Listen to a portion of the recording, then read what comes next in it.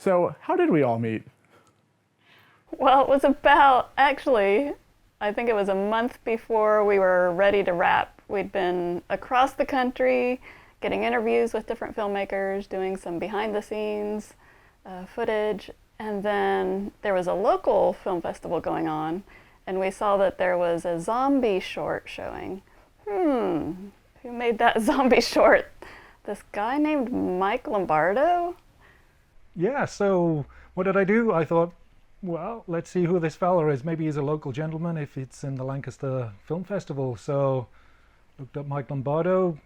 He's part of something called Real Splatter. I thought, oh my goodness, that sounds pretty good. Maybe let's give him a call, see what happens. But then Mike called back. I left a message. He called back. What did he say, Mike?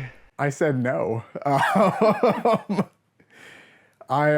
My biggest talent is sabotaging my own creative endeavors. I was in a really bad place at the time. I just gone through a very rough patch of life and was not in any shape to be in front of a camera. So I said no. And then, what was it, 3 weeks later? I think it was longer. It was longer than that. I called and all but ready to get on my hands and knees and beg to be interviewed. And, well, I'll let you finish the rest of that. So what happened? Why did you think we wouldn't want to film you? So I thought, Mike, anytime, it really doesn't matter. We're ready for you. I just really wanted to get another local filmmaker in. And so what was going on in your life? What was happening? Oh, what wasn't happening? I had gone through a very, very bad breakup with a long-term relationship. And I had just lost a couple people to cancer. It was just a really, really bad spot all around. And the last thing I wanted to do was be interviewed for anything. And then I had a bit of an epiphany. And I realized that if I didn't do something, that the trajectory I was currently on was ungood, we'll say. And I was like, you know what? I should take this opportunity and see what happens. And it's been 10 years now, and I still don't know if I regret that decision or not. But it pulled you out that hole, though, didn't it? It did.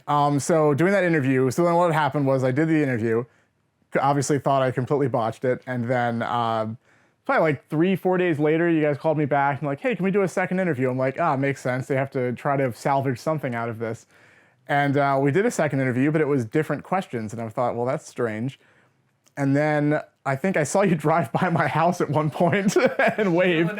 Yeah, waved or did the British peace sign and called me and said, do you want to go to lunch? And we went out to lunch at the diner where all important business meetings happen. And they said, are you working on any projects? You know, maybe we could come out and film you on set, which I was absolutely not working on any projects, but I was not fool enough to think that was a good idea to lie. So I was like, yeah, of course I'm working on lots of projects, so many projects. Let's get you on something. And then you guys started filming me. And that kicked off probably the most productive period of my entire life. And here we are now. How many years? 7 to 10 years later? Yeah, 10 years later. Changed the whole trajectory of the story and made it the movie it is now. Yeah, we got to do the observational, really behind the scenes field that we love to do. Yeah. Yeah, I like to think that it went from a normal documentary to a cautionary tale of how not to be a filmmaker. How many different seasons did we film the reshoots and then, yeah? Yeah, just the stall alone, we shot spring, summer, winter, summer again. I don't like to throw around the term nightmarish too lightly, but it was certainly that. But your nightmare was Yes, as I learned, any kind of personal torment or emotional distress that I could possibly be in was great for the doc, so it all worked out. Hey, thanks, Mike. It's been a trip.